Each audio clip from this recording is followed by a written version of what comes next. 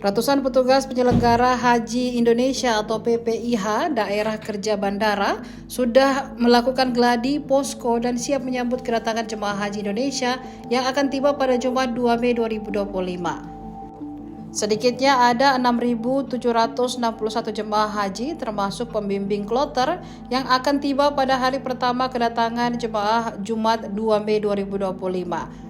Mereka terbagi atas 17 penerbangan dari embarkasi berbeda, mulai dari Jakarta, Lombok, Solo, Makassar, dan Batam.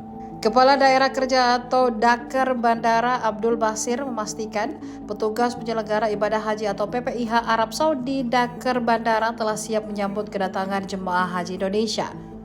Dijadwalkan jemaah haji Indonesia akan tiba pertama kali di Bandara Amir Muhammad bin Abdul Aziz atau AMAA Madinah pada Jumat 2 Mei 2025. Basir menambahkan pihaknya juga telah berkoordinasi dengan otoritas Bandara Madinah, dilanjutkan berkoordinasi dengan beberapa syarikah yang ada di Bandara Madinah.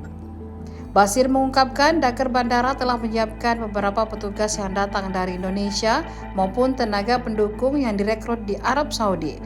Untuk yang Arab Saudi saat ini, kata Basir, juga mengikuti bimbingan teknis. Basir menjelaskan pada hari pertama kedatangan akan tiba 17 kloter jamaah haji di Indonesia di Bandara AMMAA.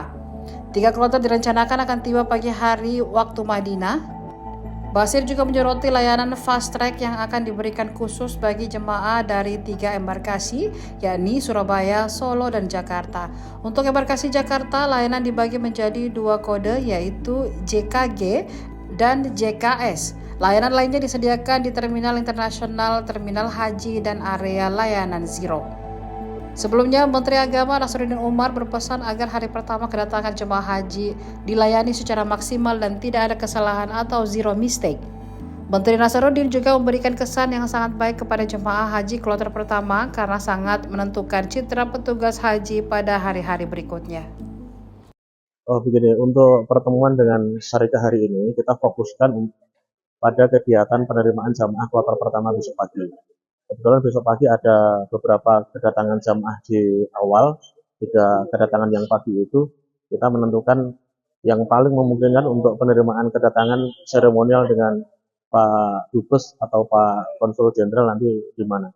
Dan akan diputuskan nanti malam kepastiannya penerimaan ada di fast track atau di terminal haji dengan mempertimbangkan berbagai kelebihan dan kekurangannya.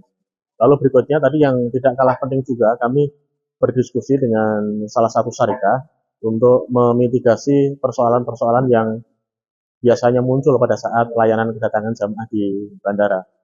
Ya alhamdulillah meskipun dengan beberapa syarikah kita sudah mulai ketemu alternatif solusi yang mungkin nanti untuk bisa diterapkan saat layanan kedatangan di Bandara Madinah. Kira-kira begitu, teman-teman.